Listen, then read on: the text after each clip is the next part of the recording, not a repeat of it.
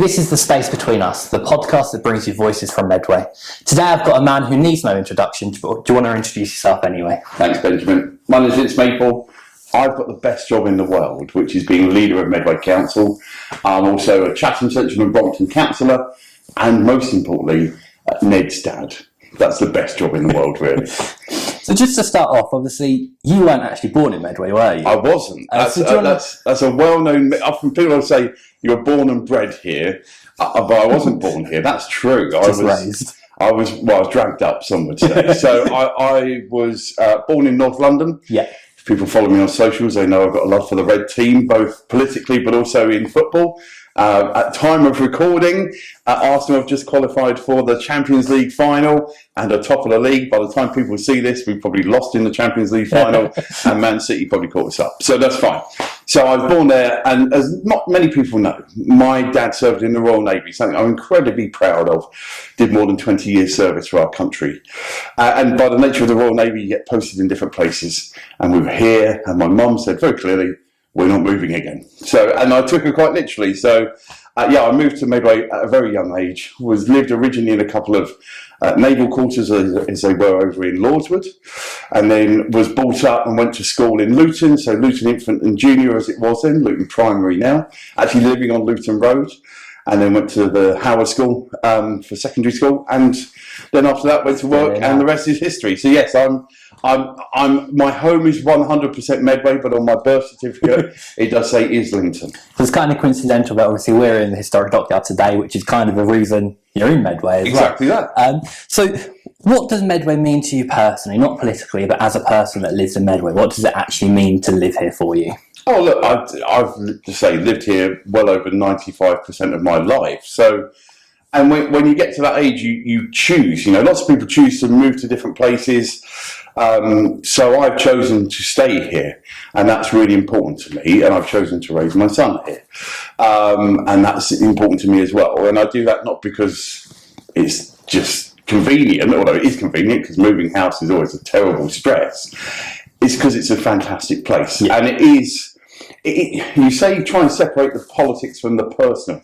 Sometimes that's really difficult. Yeah. Because why is Medway a great place? Well, it's made up of 292,000 people. They've all got their individual stories to tell. This chair is going to be used a lot if you hear every one of those stories. But yeah, from that perspective, it is about the people. That's what makes this place so special.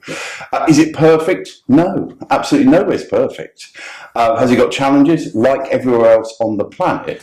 But it's got a resilience, it's got a kind of spirit which is like nowhere else I've ever known. So I'm really proud to call this place my home, and it's about those identities, isn't it? So I'm proud of Medway, proud of Chatham. Chatham's where I've lived nearly all of my life. But you know, you can have more than one identity. That's perfectly acceptable. Yeah. So yeah, I love this place, and it's why I choose to live here. Would you say kind of growing up and living in Medway has added to your values? Obviously, you're a very community-first person. Has living in Medway kind of added to that value for you? Oh, absolutely. And look, you can be someone who's called Medway your home just a handful of weeks, but actually, and I've seen this in loads of different examples, you know, I have a real privilege of being able to talk to so many different people about this place. But yeah, absolutely. I think there is something unique about that ability to say, I went to infant school here, I went to junior school here, I went to secondary school here. My first full-time job was at Crown House, 600 metres away from where we are now. I now have genuinely the best job in the world, being able to represent nearly 300,000 people that call this place home. And there'll be lots of other people who will be proud of this place for loads of other different reasons, and they're all legitimate. But it doesn't mean you need to have been brought up here. Some of the best people in our community are people who have, you know, really proactively chosen to say, Medway is my home. I'm coming here to make a difference. So from that perspective, that makes me really proud as well, actually. So you always say you've got the best job in the world, leader of Medway Council. What kind of brought you into politics originally to make you go down that route? So I first stood for election when I was 9 years old. Okay. Not to give my age away, but I was 9 years old, and it was the 1987 general election. So like lots of schools, Luton School had a kind of a mock election. And I happen to be the Labour Party candidate, thankfully. There is a picture somewhere of me looking very, very young, without a beard, even I have to say. And I had one policy. We all had one policy, as you often do in those kind of mock elections. And my policy then, well, back in the mid-80s, Luton Road's got too many cars and not enough buses, so we need less cars and more buses. And nearly 40 years on, I'm still making the same argument. So politics sometimes moves a little bit slowly. When I got into my adult life, something that's really important to me is the trade union movement. That's about people working together collectively to make things better, but that's safer, making sure people are recognised for the work that they're doing. And there is a natural link between the politics of the trade union movement, the Labour movement, and the Labour Party. So it was a natural progress for me. And actually being a trade union rep, I say this quite often, being a trade union rep gives you lots of the skills, whether that is representing an individual, which you do as a councillor, trying to deal with their casework, working collectively, perhaps on a campaign to make something better, sometimes having to stand up and deliver a big speech, all of those things which I think really are transferable skills. And there's other sectors, people who've worked hard in business or the charity sector, the creative industry, they can all bring different skills to being that local representative. But so for me, why am I in politics? Because I want to make the world better, and I in particular want to make my community better. Good answer. So we've known each other probably about 10 years now. It's been a long time. So obviously back when we were doing all the climate protest bits and stuff like that. Back then, obviously you was leader of the opposition, leader of Medway Labour. The kind of route to leader of the council, was that always kind of the place you wanted to go, or did it kind of just happen? Well, people say, how did you end up as a councillor? Sometimes they by mistake. Not really true. But, it wasn't. So when you're sat there at year 10 in school, they go, what do you want to be when you grow up? I didn't want to go local government elected representative, but that's where I've ended up. How's that journey happened? I think for me it's about, let's say, going back to the point made earlier on, trying to make a difference. How do you improve, whether it's an individual's life, a community's life, a wider community like Medway? And it's about working with partners as well, because even a well-run local council can't do everything. Even a unitary authority like Medway is, where we deliver all of the council services, we need to work with partners. So whether that is young people who are passionate about the environment, wanting to make a difference, whether it's our Medway senior citizens who are coming together to make a point about something in particular, you've got to listen to all the partners. And again, it goes back to that point of what makes Medway the place it is. It's the 292,000 stories, and sometimes those stories come together in a really powerful voice. And I say, I recognise some of the great work that you did a few years back now. Some that was pre-COVID, I think, is long. Yeah, that feels like a literal lifetime ago. So, really proud of young people stepping up and making a difference. It's quite often very easy not to. Yeah, the easy option for many people most of the time is to do nothing. But actually people, even if I don't agree with them, I'll always respect somebody going, actually, I'm passionate about this, and therefore I want to do that. I may disagree with them vehemently, but actually there's always a level of respect to say, actually, you're passionate about what you're standing for, and I understand that. I don't agree with you, but I understand why you're doing that. And that ability to, I guess, disagree agreeably is really important. It's something we've lost, I think, a bit in our politics, in our discourse in society. We've had some pretty polemic situations, whether it's the Brexit vote, whether it is actually people's views particularly towards the end of the global pandemic. There are some people who are pretty cynical about science. That's a bit worrying in one sense. But and then you've got tools like social media, which is amplifying some of those voices which in the past simply wouldn't have been heard. So I think it is about trying to make sure that everyone can play their part. Everyone's part of the journey, and it's not any one single person. Me as a council leader, I said this last night, we had the last cabinet of the council year, and I made the point that I've got to say the role I have, but I can do what I do without my 9 cabinet colleagues, without the frontline councillors for the Labour group, for the other political parties, council officers, partners in the community. They all play their part in making this place even better. So you've been in the leader role for several years now. What do you reckon is the toughest decision you've had to make so far?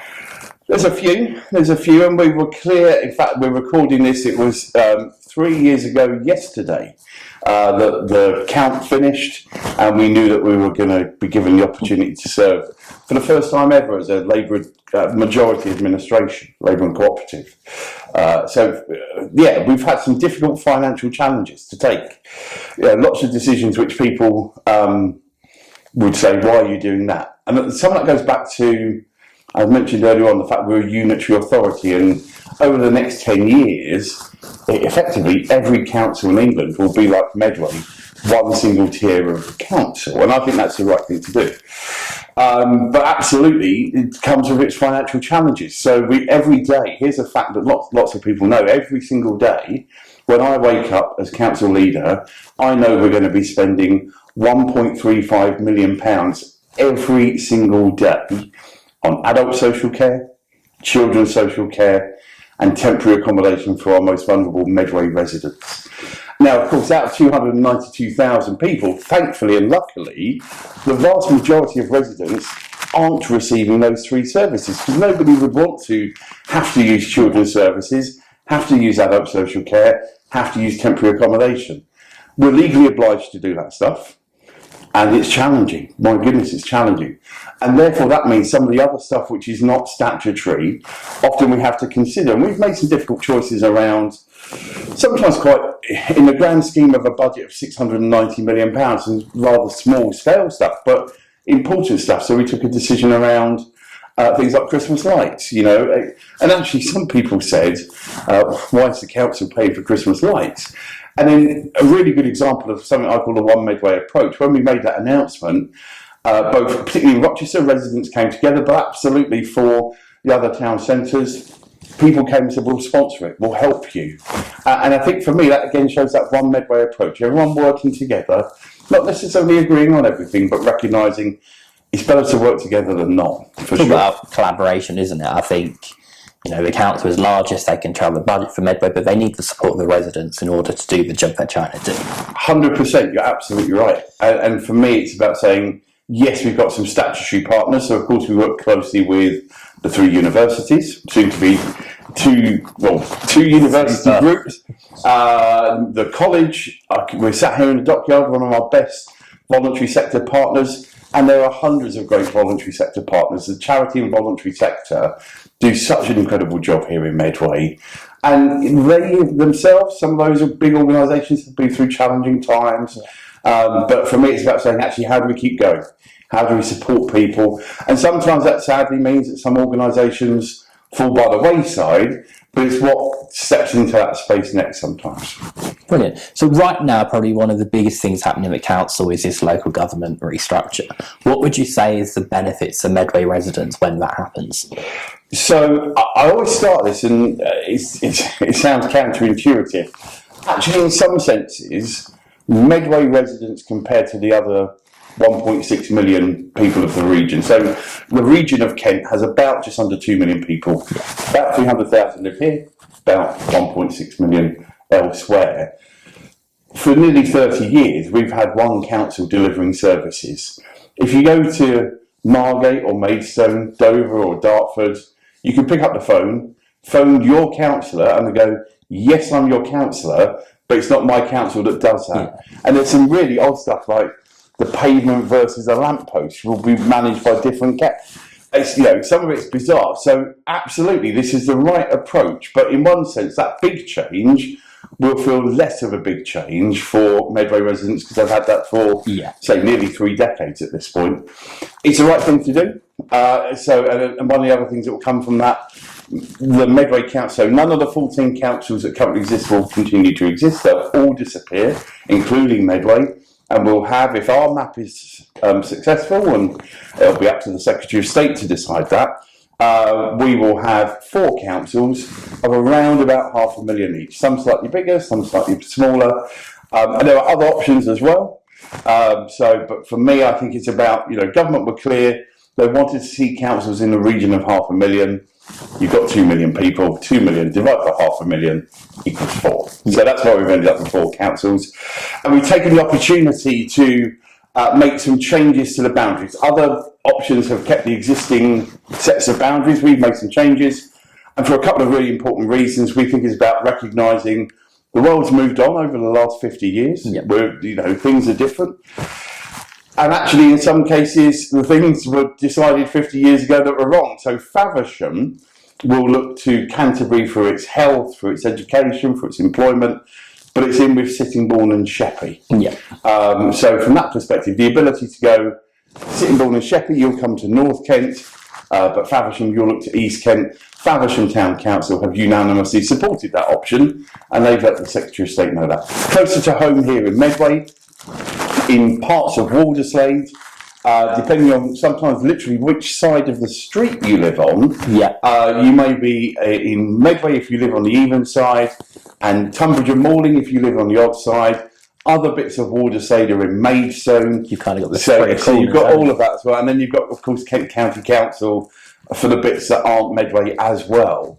Simplifying that so all those residents have one council is just logical sense. Bring it together. So kind of that, we've already kind of established that Medway is already doing things already quite well. What do you reckon is something Medway does amazingly but doesn't get enough recognition for it? So I'd say a couple of bits on this. It's for others to look and say how they think we're doing. As council leader, I'll always be honest, there's always room for improvement. I think the offer that we give around our waste collection is well received by many, many people. And actually our leisure offer, so whether that is, at a time when other councils were closing swimming pools, we invested in Cossington Park, but also it's about those wider leisure activities. So the council supporting communities like we saw recently at actually in Cossington Park, just around the corner from the sports centre, where we've got a brand new community allotment basically, and tree nursery, amazing stuff. And volunteers have come together, supported by the council, but volunteer led, to make that happen. And alongside that is the brilliant cultural offer.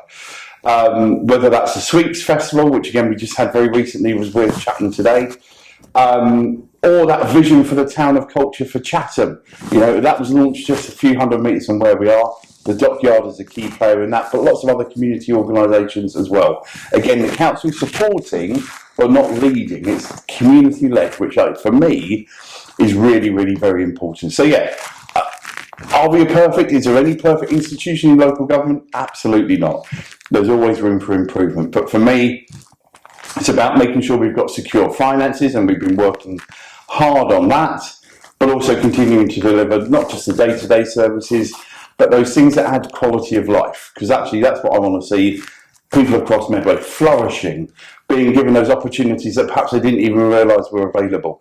And sometimes that's just about communicating. And what we could really do with is a great podcast to give people that opportunity and platform to share that. If only you knew someone who could deliver that for us. So right now Medway is obviously in the middle of a social regeneration change. We've seen Chatham High Street change, kind of bits like there.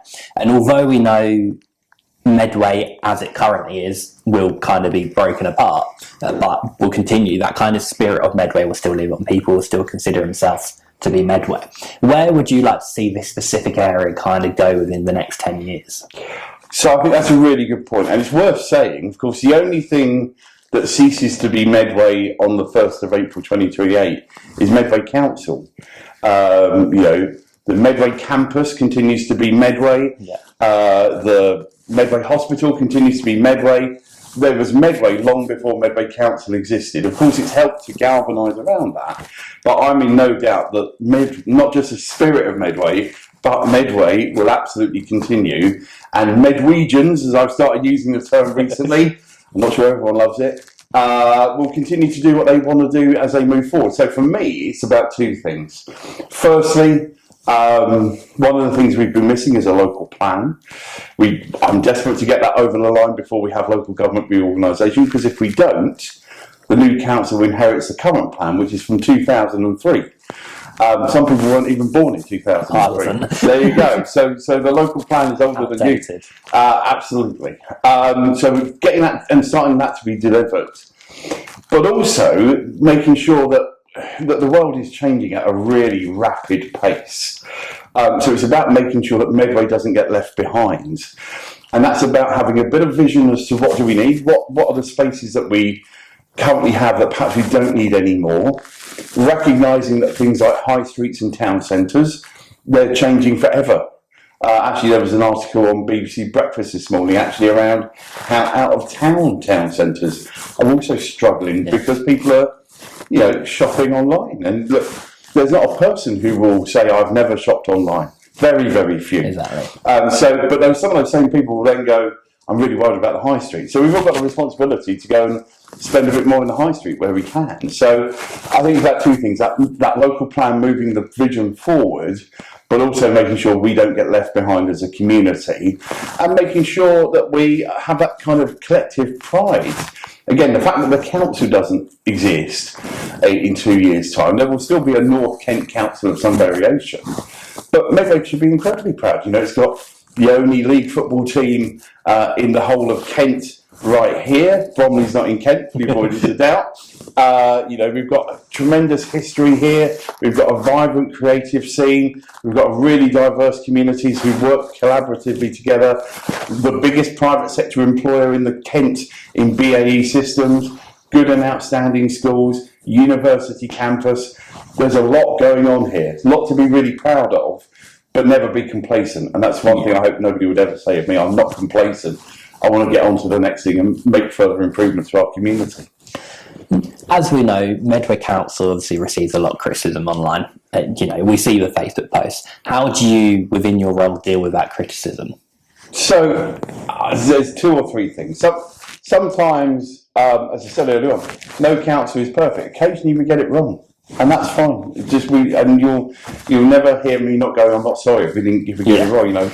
But most of the time, that criticism is twofold. It's corporate, so people are having a go at the generic Medway Council, often for things that have nothing to do with Medway Council. People will have a personal attack on me. Here's the thing.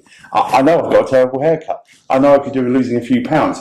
The person posting that on Facebook is not the first person ever to say those things. Yeah. If they think they are, they probably need to get out more. Yeah, original. But the reality, when I'm, so we had again sweeps earlier in this week. For every negative comment on Facebook, there are a dozen positive comments. And here's a really good example. When we took the decision as a council to say we're not going to accept people breaking the law, and it's breaking the law to be putting up flags on council-owned lampposts. We made that announcement on the Friday. That weekend, I had over 20 people speak to me when I was going around the town and thanks for that message, really powerful, thank you. Some people I knew, some people I didn't know, and respectfully, had no idea who they were. But they took their time to come and thank me for that message, and I passed that to Alex, who's been leading on that for us. If you were to believe one or two Facebook groups, you'd think the whole world would think we made the worst decision ever. Facebook isn't reality. That's it. Facebook isn't reality. Does it mean that people should be, you can criticise my policies all day long, no problem with that, and we can agree to disagree, that's okay. We've got a mandate to get on with stuff, and we're getting on with stuff. And people have got absolute right to, be critical, hold me to account, hold my team to account. When it gets personal, I mean, who's winning from that? Here's the thing, to everybody putting those guys, I don't care. I don't care if you say rude stuff about me, I don't care. At the end of the day, you've got a job to do. It's what you're employed to do, and it's what you was elected to do as well. I've got the mandate to get on with it with my team. Again, there is no government, local or national in history who have, for a mandate of 4 or 5 years, done everything that everybody loves all the time. Lots of people didn't want me to be the council leader. Lots of people voted against Labour in 2023. So they're probably not happy with what we do. That's fine. In the same way that the 20 years before that, lots of Labour voters didn't have an administration even though they voted for Labour. Yeah. That is literally democracy. And I'm a big believer in democracy. It's how we get things done in a way which is peaceful and respectful, and recognising that every period of time people can have another vote to say More of that. Well, let's have a change. So, obviously, you're a very active Medway resident. I mean, we probably walk past each other several times a month. Indeed. How do you feel when people come up to you, kind of, when you're off the clock? I suppose in your position, you're never properly off the clock. So that's a really interesting question. So you're right. I make the point, I'm never off duty.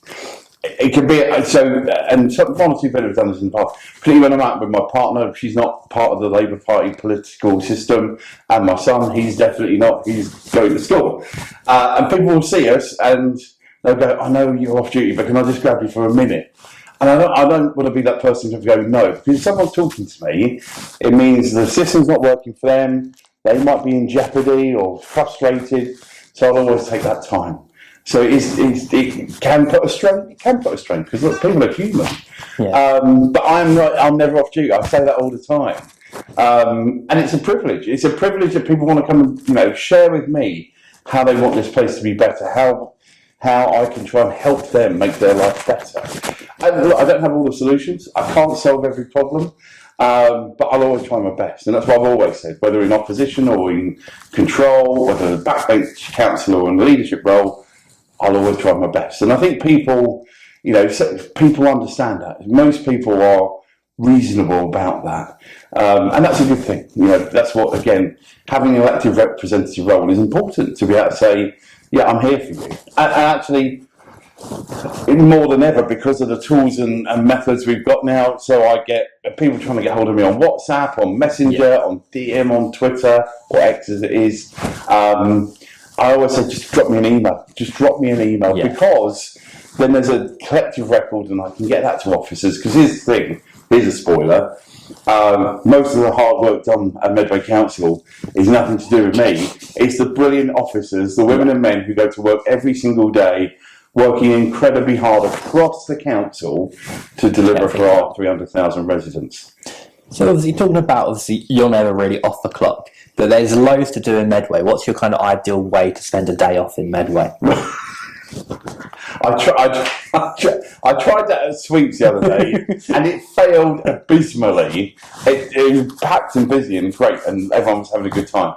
So spending it with Mary and Ned. But there's always that risk of that putting again. You don't want to be that person going, no, I'm off today. Yeah. But yeah, actually, often go to Riverside or Capstan because that is quite nice and peaceful. Occasionally go to Disco Bowl because Ned loves a bowl. Or even hitting up the local cinema. The last thing we saw there was the Super Mario Galaxy movie. Not as good as the first one. This is not really for film reviews, but I'll throw that in as well. So yeah, and just sometimes being at home, because actually that is that kind of a safe space. Not just that, just because of the job.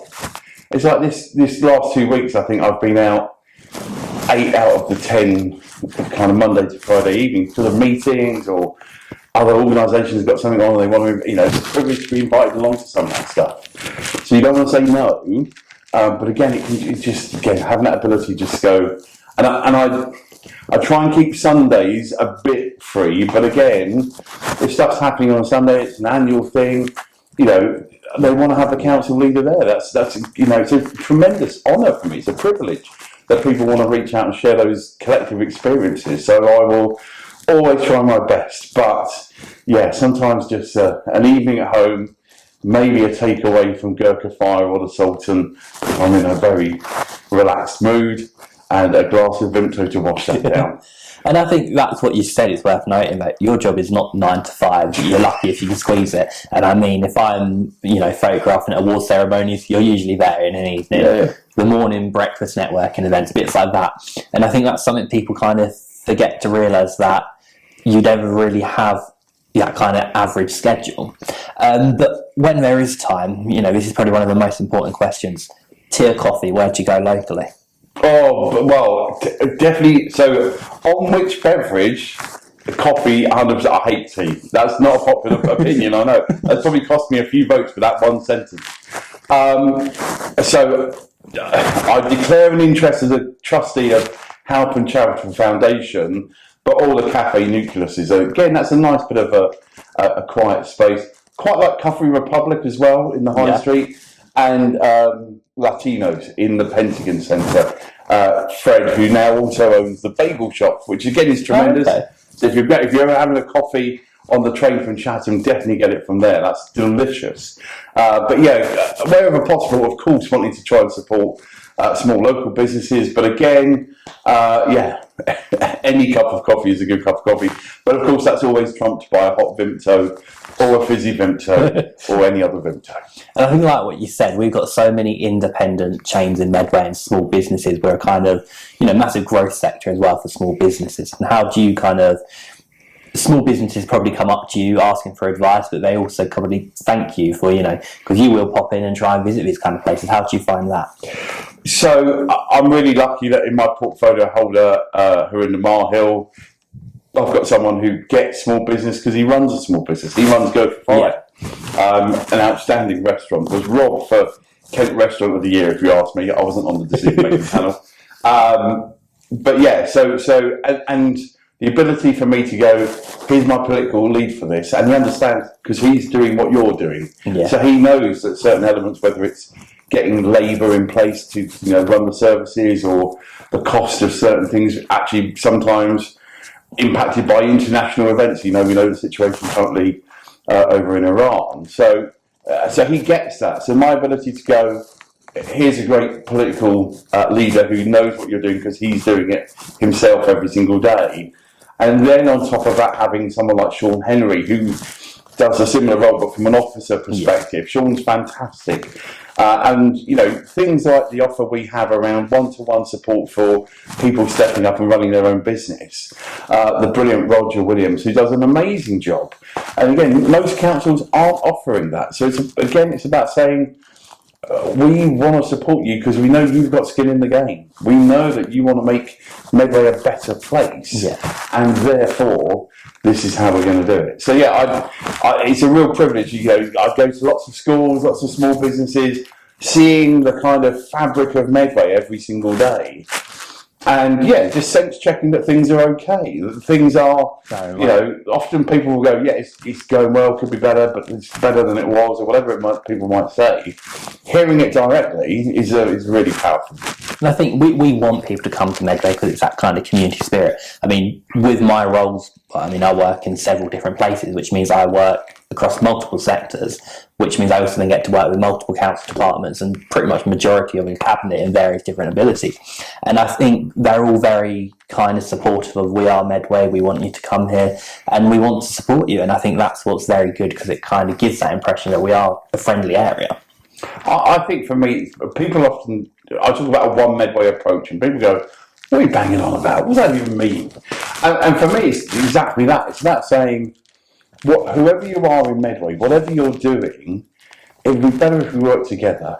So whether that's moving into your house and working with your neighbour, whether that is looking at some of our massive positives that are happening, the number of small and medium-sized businesses, the growing voluntary sector that we have, the brilliant creative sector, but also recognising, of course, there are challenges. There's a challenge being, it's a challenge and a blessing being 30 miles from London. That's just a real two-sided coin. So, it's about ultimately, we all succeed more if we work together. If there's that one, not being siloed, not going, well, that's not me, I'm just doing this pathway. Actually, we're on each other's pathways in a good way. People use that phrase of getting out of someone else's lane. Well, actually, we're all using all the lanes together.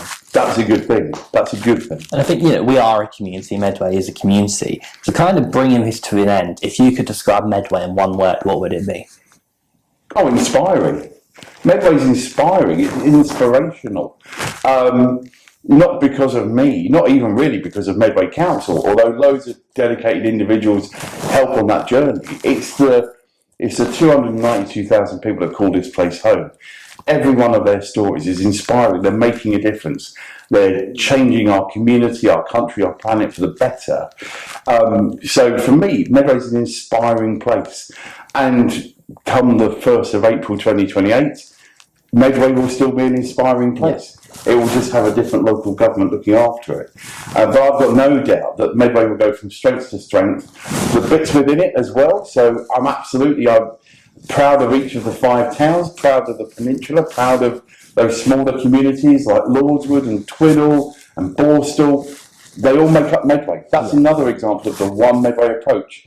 And you can have those identities, but ultimately people are inspiring. The people of this place make such a difference. And it makes me incredibly proud every single day that my role in life right now is to make sure that I'm doing everything I can to support all of those people in doing what they're doing. Thank you for coming on. It's been great chatting with you. This has been The Space Between Us, the podcast that brings you voices from Medway.